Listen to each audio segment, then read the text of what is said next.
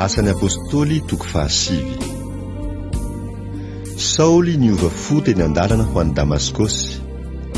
Asan'ny apôstôly toko 7 andininy voalohany hatramin'ny 7. Ary Saoly mbola nifofofofo fandrahonana sy famonoana tamin'ny mpianatry ny tompo ihany, dia nankao amin'ny mpisorona be izy ka nangataka taratasy taminy ho any amin'ny sinagoga ny Damaskosy mba ho entiny mifatotra ho an'i Jerosalema izay rehetra hitany momba izany fampianarana izany, na lahy na vavy. Ary raha nandeha izy dia tonga teo akaikin'ny Damaskosy, ary nisy mazava avy tany an-danitra nanelatrelatra tampoka manodidina azy. Dia lavy tamin'ny tany izy ka nandre feo nanao taminy hoe: Saoly, Saoly, nahoana ianao no manenjika ahy? Ary hoy izy: iza moa ianao, tompoko? Dia hoy izy: izaho no Jesosy izay enjehinao. Fa mitsangana ka mankanesa ho any an-tanàna dia ho lazaina aminao izay mety hataonao. Ary ny olona izay nomba azy tamin'ny nalehany dia nitsangana tsy nahateny, ary nandreny feo izy nefa tsy nahita olona.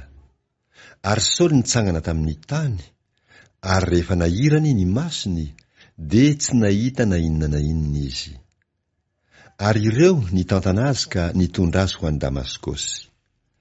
Ary tsy nahita izy hateloana sady tsy nihinana na nisotro. Batisan'i Saoly, ireo toriteniny voalohany. Asan'ny apôstôly toko 7 andininy 10 hatramin'ny 12. Ary nisy mpianatra anankiray tany Damaskosy atao hoe Ananiasy. Ary hoy ny tompo tamin'ny fahitana: ry Ananiasy. Dia hoy izy: ity aho, tompoko. Ary hoy ny tompo taminy: mitsangana ka mandehana amin'ny lalana atao hoe Imahitsy, ka izahao ao an-tranon'ny Jodasy izay lehilahy atao hoe Saoly avy any Tarsosy. Fa indro efa mivavaka izy. Ary izy efa nahita lehilahy atao hoe Ananiasy niditra ka nametra tanana taminy mba hahiratra indray ny masony. Ary Ananiasy namaly hoe: tompoko, efa reko tamin'ny maro ny habeny ratsy nataon'izany lehilahy zany tamin'ny olonao masina tany Jerosalema. Ary manana fahefana tikoa avy tamin'ny mpisorona be izy hamatotra izay rehetra miantso ny anaranao. Fa hoy ny tompo taminy: mandehana, fa fanaka voafidy izy ho fitondrana ny anarako eo anatrehan'ny jentilisa sy ny mpanjaka ary ny zanak'Israely, fa hasehoko azy ny habetsahany izay tsy maintsy hiaretany ho voninahitry ny anarako. Ary nandeha Ananiasy ka niditra tao an-trano, dia nametra tanana taminy ka nanao hoe: ry Saoly rahalahy, ny tompo dia Jesosy izay niseho taminao teo amin'ny lalana nalehanao no efa naniraka ahy mba hahiratany masonao ary mba ho feniny fanahy masony ianao.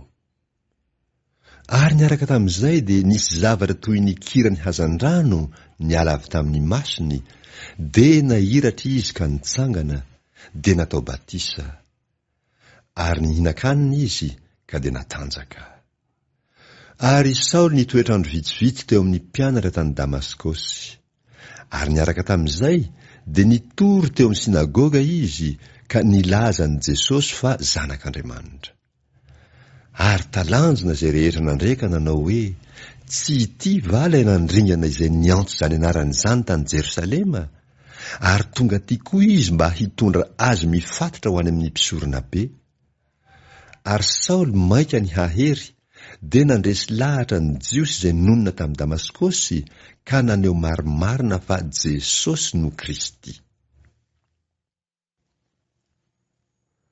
Niala tao Damaskosy Saoly nankany Jerosalema. Asan'ny apôstôly toko 7 andininy 17 hatramin'ny 30. Ary rehefa afaka andro maromaro dia nihendry hamono azy ny jiosy. Nefa fantatry Saoly ny fihendreny. Ary izy ireo niambina ny vavahady andro manalina hamonoany azy. Fa ny mpianany nahaka azy noho ny alina ka nampidina azy tamin'ny sobiky avy eo amin'ny manda. Ary rehefa tonga tany Jerosalema Saoly, dia nitady hiray tamin'ny mpianatra, fa izy rehetra natahotra azy ka tsy nino azy ho mpianatra. Fa Barnabasy naka azy ka nitondra azy ho any amin'ny apôstôly, dia nanambara taminy ny nahitan'ny Tompo sy ny nitenenany taminy teny an-dalana, ary ny fahasahiny nitory ny anaran'i Jesosy tany Damaskosy. Ary izy niara-niditra sy nivoaka tamin'ireo tany Jerosalema, sady nitory tamin'ny anaran'ny Tompo tamin'ny fahasahiana, ary niresaka sy niady hevitra tamin'ny Helenista, fa ireo nitady hahafaty azy. Ary rehefa fantatry ny rahalahy zany, dia nentiny nidina nakany Kaisaria izy ka nampandehaniny ho an'ny Tarsosy. Dia nanampiadanana ny fiangonana eran'ny Jodia sy Galilia ary Samaria rehetra, sady nandroso tsara sy nandeha tamin'ny fahatahorana ny Tompo sy ny fampirisiany fanahy ka niamaro.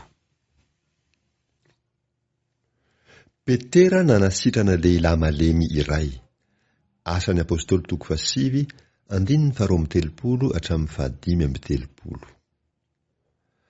Ary raha nandeha nitety ny tany rehetra Petera, dia nidina ho any amin'ny olona masina nonona tany Lida koa. Ary izy nahita lehilahy anankiray teo, atao hoe Enea, izay efa nandro 20 taona teo am-parafara, fa narary ny paralisisa. Ary hoy Petera taminy, "Ry Enea, manasitrana anao Jesosy Kristy, mitsangana ka amboary ny fandrinao." Dia nitsangana niaraka tamin'izay izy, ary nahita azy izay rehetra nonona tany Lida sy Sarona, ka dia niverina ho amin'ny Tompo. Natsangana tamin'ny maty i Dorkasy. Asan'ny apôstôly 7:9-7.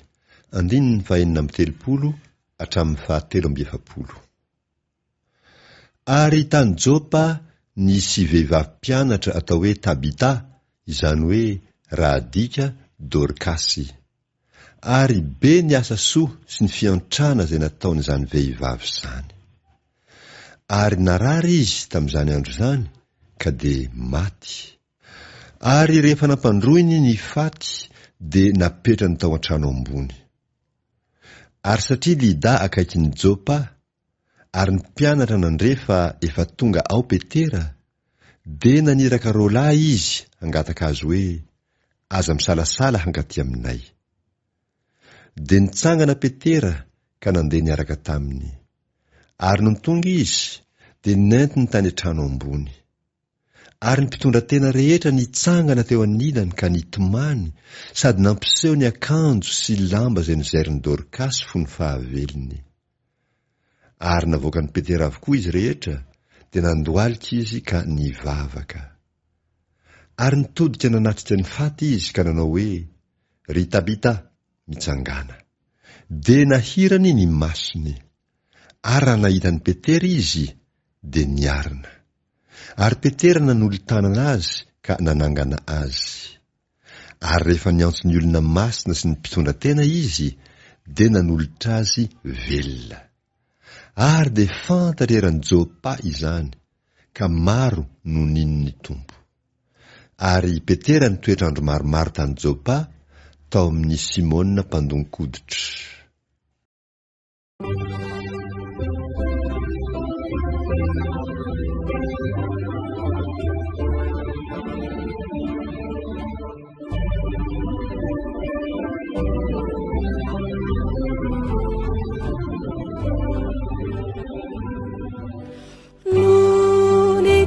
Zanay ni haja isalurana kami samkanau zahay ritsa sotupuo ni famira-mira chini funina ichao mampatiane na chinyazo fitaliana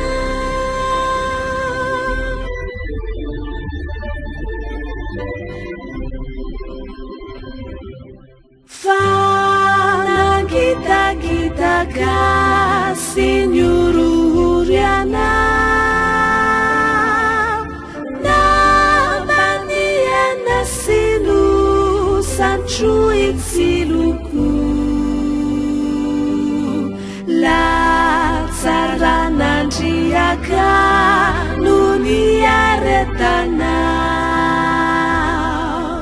indrunuvalina haza hanyandanitra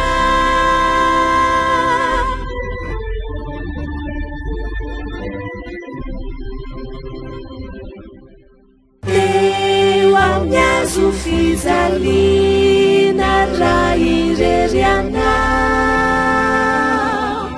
sisy ray nanoina ny hirifirina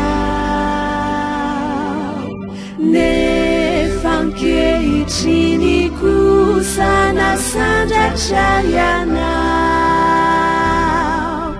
ka manako andanitra ny fideranana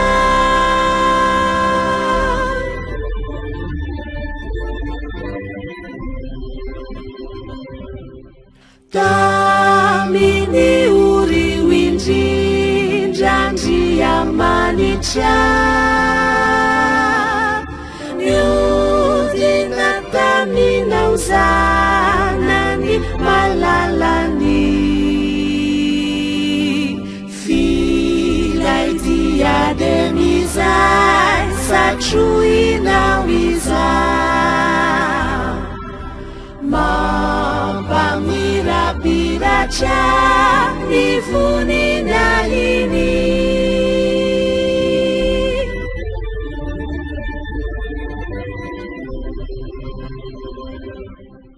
ry mpamonjy sarobidy zanakinia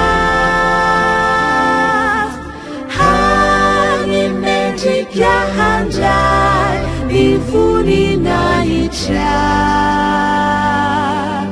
mieto antany sy any andanitra hilazanao hanambara ny herinao ny halebiazanao